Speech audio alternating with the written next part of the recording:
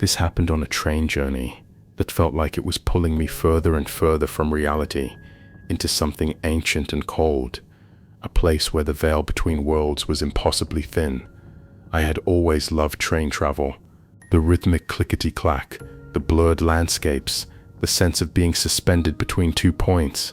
But this overnight express to Blackwood was different. From the moment I stepped onto the platform, a strange creeping unease settled over me, a premonition of something deeply wrong, emanating from the train itself. The station was deserted, illuminated by sickly yellow lights casting long shadows. The train, a relic, loomed like a phantom, its dark windows reflecting the empty platform, watching. Only a handful of passengers were scattered in the echoing carriages. I found my cramped compartment, a single bunk, a tiny table, a grimy window, and settled in, trying to shake off the growing dread. The train departed with a mournful whistle, slowly pulling away from city lights, plunging us into inky blackness. The familiar rhythm felt less like a lullaby, more like a relentless march. I tried to read, but my eyes darted to the window. My distorted reflection stared back, a ghostly double. The world outside dissolved into a terrifying blur. Around 2 a.m, unable to sleep, I stretched my legs. The corridor was long, narrow, lit by dim, flickering bulbs, making it feel claustrophobic. Other compartments were silent, doors closed, giving the unsettling impression I was the only one awake. As I walked, I felt watched, unseen eyes boring into my back. I glanced over my shoulder. Nothing, just the empty corridor. I quickened my pace, footsteps echoing unnervingly. As I passed a compartment, I heard it. A faint scratching, not from the wall, but inside the compartment, a chilling intimacy. I paused, heart thumping. The scratching was rhythmic. Tap, tap, too precise for an animal, like a fingernail against glass, a silent, unsettling invitation. I peered through the dusty window of the door.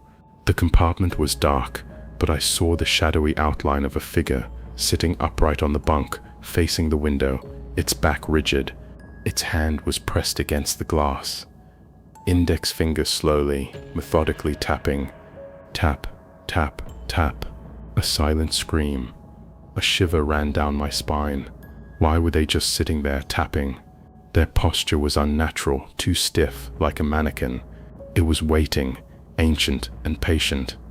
I moved on, trying to dismiss it, but the feeling of being watched intensified. I felt a cold breath on my neck. I spun around. Still nothing. The silence behind me mocked my fear.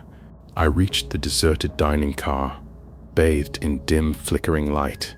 Tables set, chairs neatly arranged, but no one. A ghost ship. I poured lukewarm coffee, the only sound the liquid sloshing. The coffee was bitter, like fear.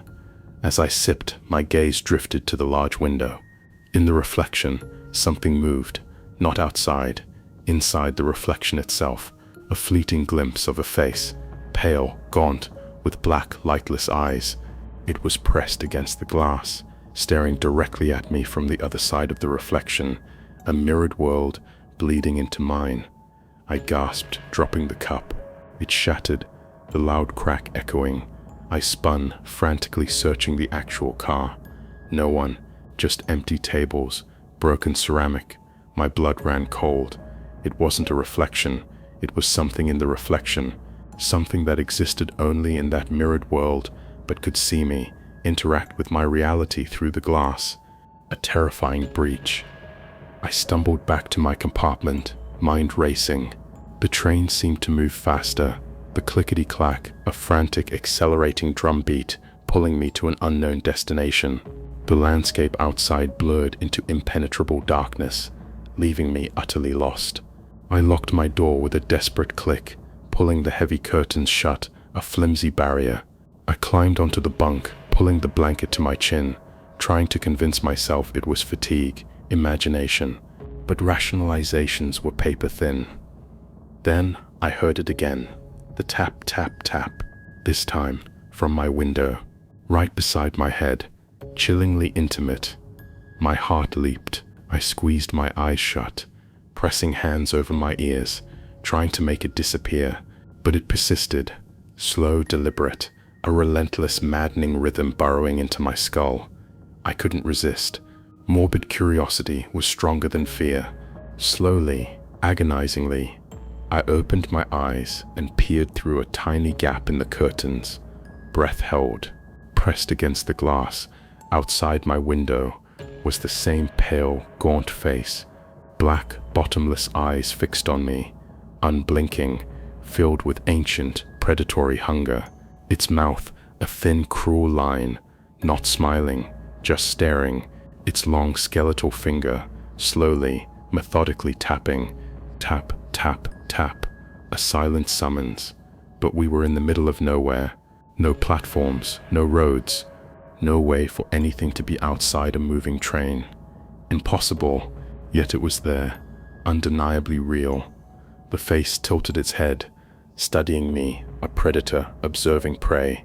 Then it opened its mouth. No sound, but its lips moved, forming words echoing directly in my mind. A cold, ancient whisper. "You're on the wrong track. You shouldn't be here. This is our journey now, and you're coming with us. There's no escaping the Midnight Express. You are ours." I screamed, a raw, primal scream. I scrambled off the bunk, pressing myself against the far wall, eyes glued to the window, mesmerized. The face was still there, black eyes unwavering, finger still tapping. Suddenly, the train lurched violently, a deafening screech of metal. Lights flickered, plunging the compartment into darkness, then back on. The face was gone. The window was clear, showing only blurring darkness, a landscape of terror.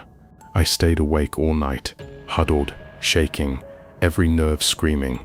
I didn't dare look out again. The clickety-clack sounded like a death knell. When the train pulled into Blackwood Station at dawn, the sun peeked over the horizon. The station was desolate. I was the only passenger to disembark. Other compartments remained closed, secrets locked within. As I stepped onto the platform, the train gave a final, mournful whistle, slowly pulling away. I watched it go, a dark serpent vanishing. Just as the last carriage passed, I saw it. In the window of the very last compartment, the pale, gaunt face, pressed against the glass, black eyes fixed on me, a chilling, knowing stare, and its skeletal finger, slowly, deliberately, tapping, tap, tap, tap. A final, terrifying farewell. It wasn't a dream. It wasn't my imagination. The train, with its unseen passengers and spectral voyeur, was still out there, carrying chilling secrets, a ghost train. And I knew, with certainty, that chilled me to the bone, I would never take another train again. That face, those eyes, that tapping, would haunt my dreams for years to come, a constant reminder of the wrong track I had taken, a journey from which I could never truly return.